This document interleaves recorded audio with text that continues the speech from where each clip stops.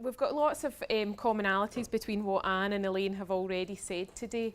The mental health work stream at the moment has representatives from each of the health boards, so Maria Docherty, Karen Spears and Norma Cruikshank from Lanarkshire, Derek Barron from Ayrshire and myself and Linda Hall from NHS GG&C.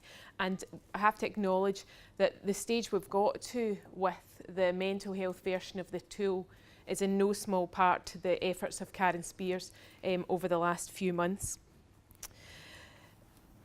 I think it was Aldous Huxley that said the only improvement that you can be assured of is starting with yourself.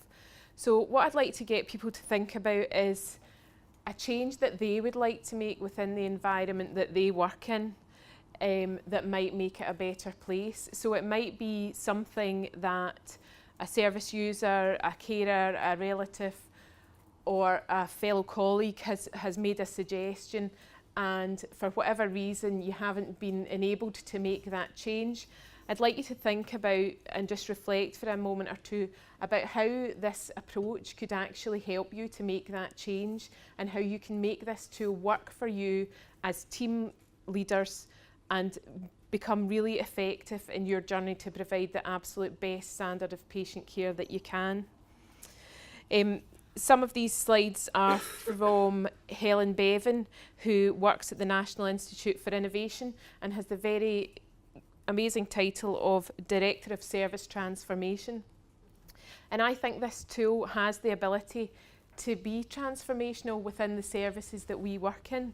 And I think it's really important that we think about it not as we were discussing in our small groups earlier, and Donald, one of our senior charge nurses from acute admission, was talking about how it feels like there are just lots and lots of bricks and blocks of different initiatives, and before you get a stable base with one block, you've got something else on top and something else on top, and you're not actually being able to form a stable foundation before you're challenged with producing results from the next initiative. So I think one of the things that this can do is provide that stable base, and if there are future initiatives, you're already starting from a point of excellent patient care, and anything in a new initiative that came on top of that could actually enhance that. So one of the key things is that, as Elaine alluded to, in Salford, although it's been a very successful tool and it's really made a difference to services, the way the tool was introduced was absolutely top down. And I think with the best will in the world, that's what quite a lot of initiatives that our teams are faced with. They're told there's a new thing coming along. You've got releasing time to care, leading better care, you've got SPSP, you've got triangle of care, and there are new things coming along all the time.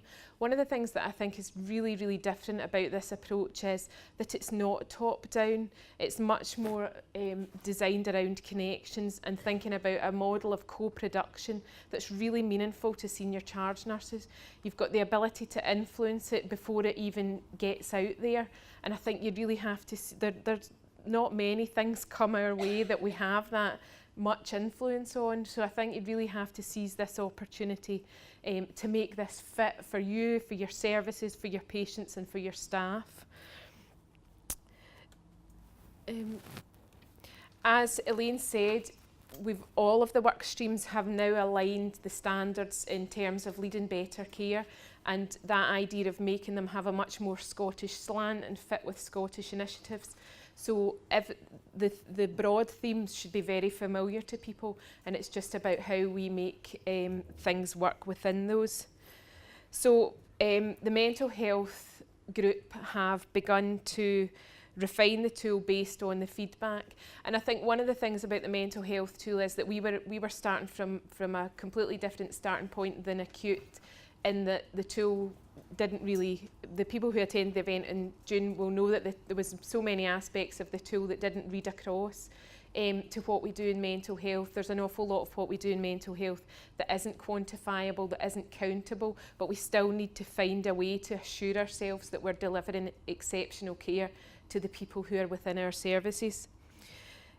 So what we've tried to do in this most recent version is to incorporate the feedback we got from June. But I think one of the key things to point out is that in acute they're at version 6 of the tool, in mental health we're at version 2.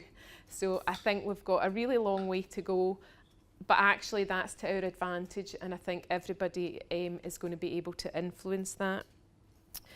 So the approach that we're going to take is the PDSA cycle, which you'll be very familiar with. So trying to test this change by planning, which is very much the stage we're at just now, by trying it, by observing results, and by acting on what we see as being required. And it's our idea that we'll have lots of iterations of this, and we might get to version 10, we might get beyond that. But I think with each of these small iterations and small trials, to see where the tool is working, where it's not working, where it's being transformational, and where it needs tweaked, is really what we're going to be focused on over the next few months. And I think one of the key things for mental health is that we need to make sure that the tool isn't tick boxed. We need to make sure that the principles of good mental health care, of recovery, strengths-based care, are embedded throughout the tool. And I think that's a big task for the mental health tables for this afternoon.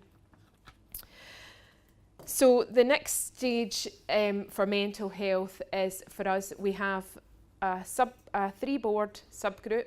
I think the next stage is for us to have our individual subgroups within boards, which, as Elaine said, will be multidisciplinary, will involve our AHP colleagues, our consultant colleagues, will involve our local managers, because everybody needs to understand that this process is about every aspect of the service and not just about nurses, even though, as Elaine said, nurses will be driving it forward.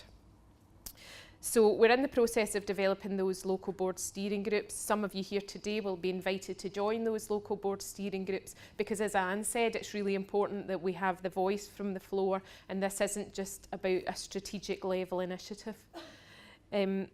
So hopefully at the beginning of 2015 we'll have our first testing phase, which is just about, are these standards answerable? Can we say that we are meeting these standards within your area? Is the language right? And there will be lots of tests of change in an iterative fashion going on from there. So that's a brief update from mental health. This afternoon you'll be in health board specific tables from mental health, because one of the things we've identified is that despite us sharing lots of initiatives, there are quite a lot of idiosyncratic language goes on in each board. So I think we have to make it fit for where each of us are coming from.